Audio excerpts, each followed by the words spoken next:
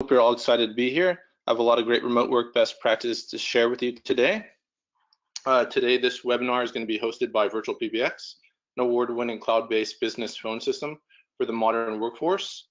About myself, I'm Charlie Galvies, and I'm the community and social media strategist at VirtualPBX, and I'll be the host of today's webinar. Before we do get started here today, we do have a few housekeeping items.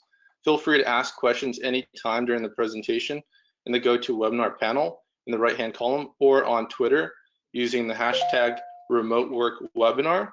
We'll be moderating questions throughout the session, both in GoToWebinar and on Twitter. If your question is not answered today, somebody will follow up with you over email about the webinar.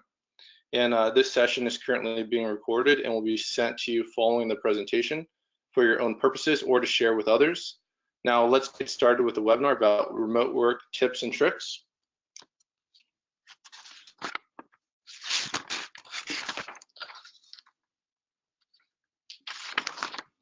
To kick off the webinar, let's start with our agenda for today. We'll be discussing surprising facts and misconceptions about remote work. We'll talk about employer-employee benefits, the top tools of the trade, our best practices, and last but not least, we'll answer any questions you may have. Okay, you may have heard various names for remote work such as telework, telecommuting, working from home, digital nomad, and location-independent entrepreneur.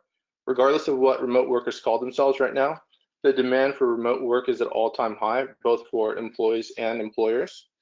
Global Workplace Analytics did research on the remote work statistics. Here are their findings.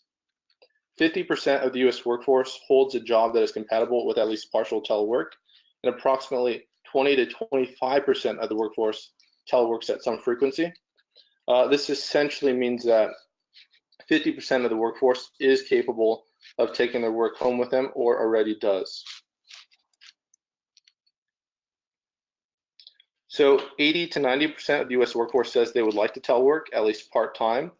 We have personally found that 2 to 3 days a week seems to be the sweet spot that allows for a balance of concentrated work at home or collaborative work at the office.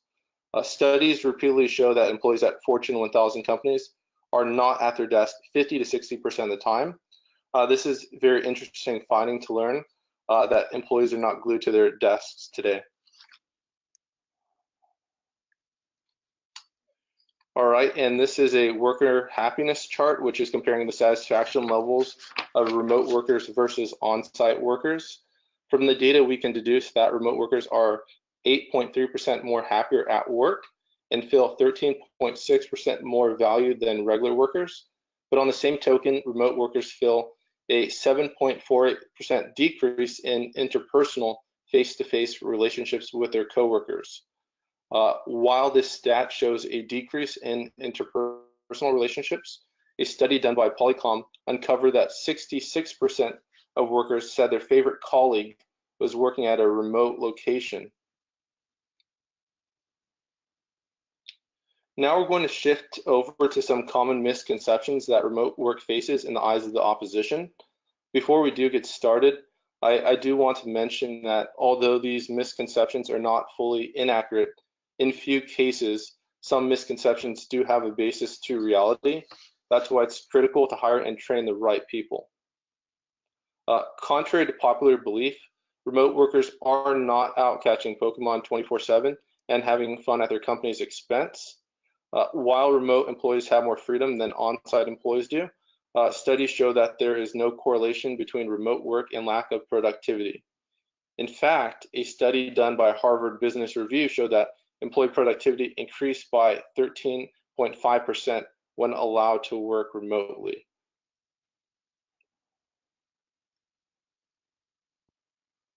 Two other common myths are communication with management and coworkers suffer, and employees are out of contact when working remotely. While communication is a familiar challenge for any company, remote team managers have to set crystal clear communication expectations and utilize the right tools. Whether it's chatting on Slack or daily video calls on Google Meet, there are a plethora of innovative tools available that will keep distributed teams connected. Lastly, many people worry that company data will be hacked when working outside the office. This is simply not true in most cases. Today, there are many security software programs that will keep your information secure in the cloud. In addition, with the use of VPN and a two-factor authentication, you can have peace of mind that your information will be safe when working from co-working spaces, coffee shops, hotels, or wherever else you may work.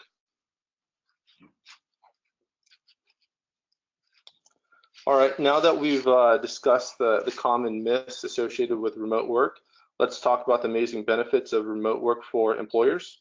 Employers today save over $500 billion a year in real estate, electricity, absenteeism, turnover, and productivity.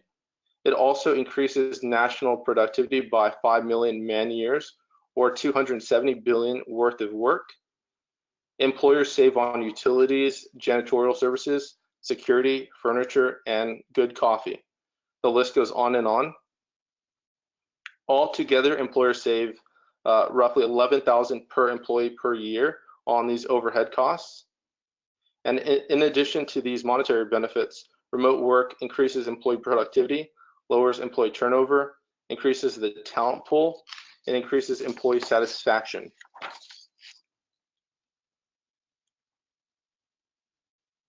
Now let's switch it up and see the benefits from an employee perspective.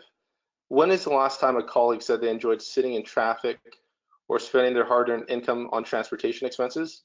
Probably never. Employees that work remote gain the equivalent of 2 to 3 weeks of personal time each year that would otherwise be spent commuting.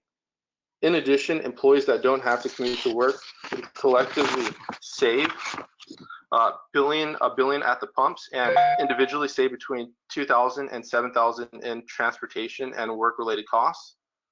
Some employees would also be able to cut after-school and elder costs, and also qualify for home office breaks.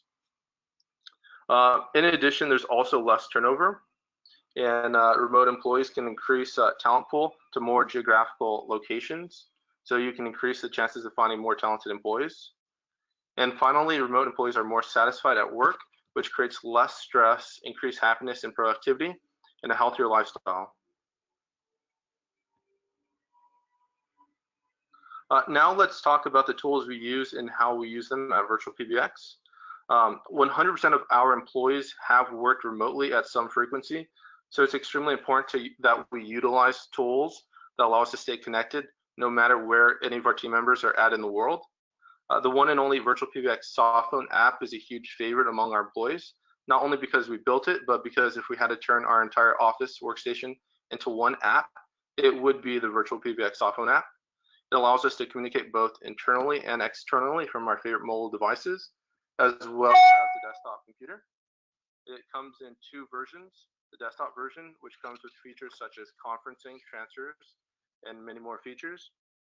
And the mobile version is equally impressive and includes features such as Siri integration, battery saver, and much more.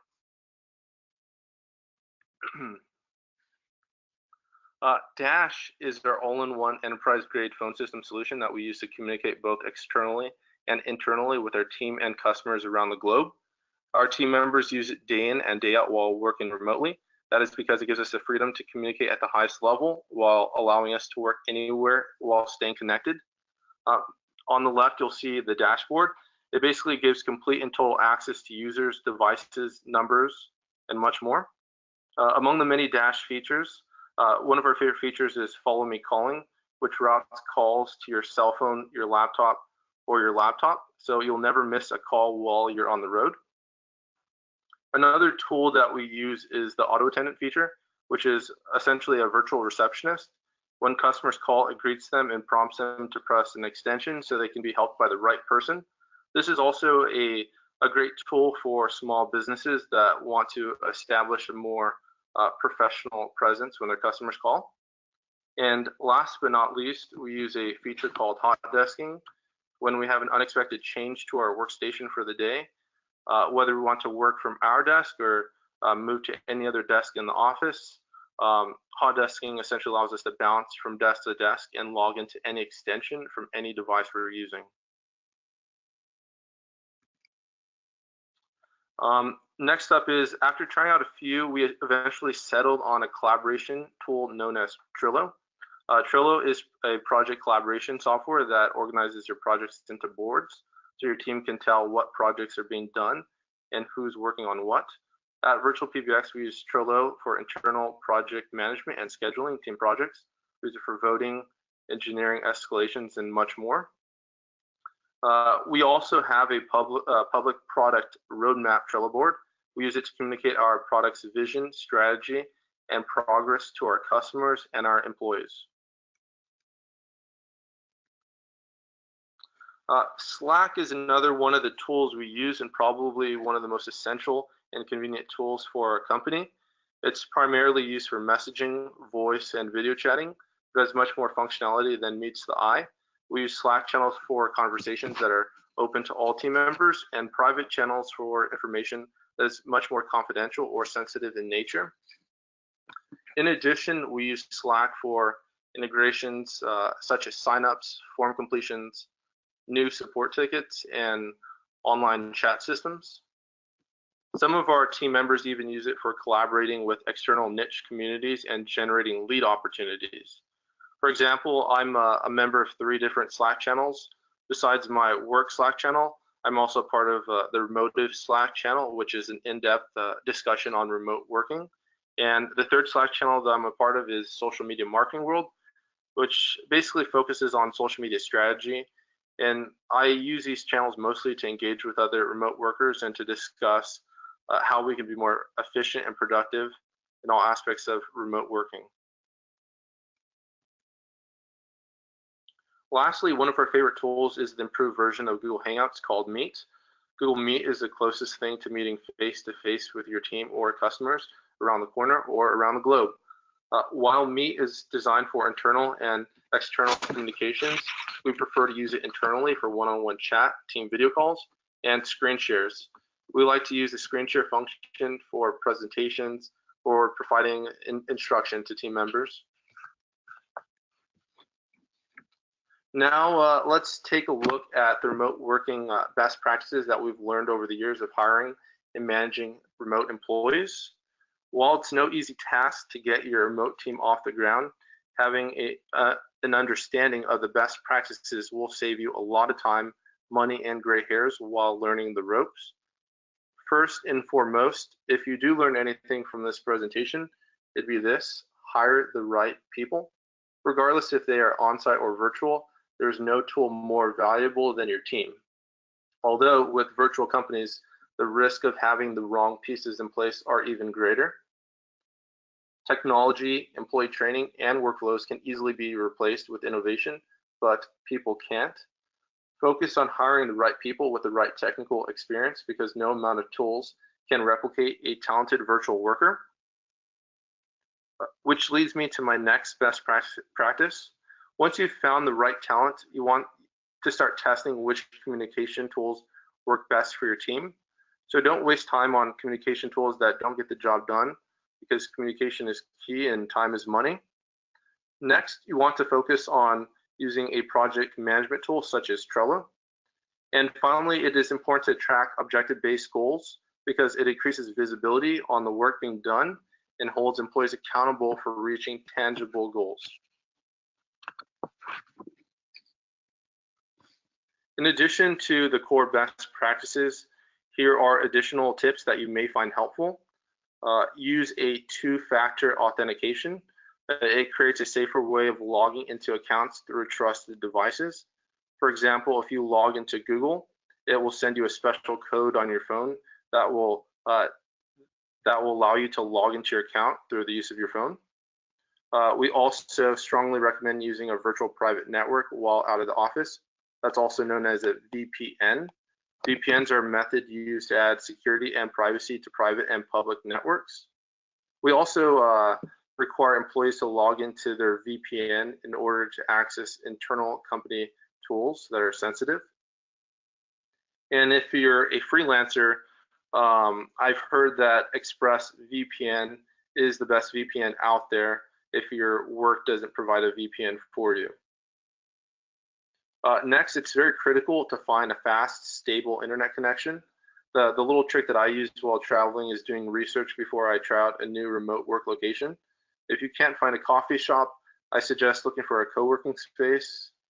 And if you do have an important meeting coming up, I suggest getting there early, testing the internet connection, and making sure everything is running smoothly beforehand.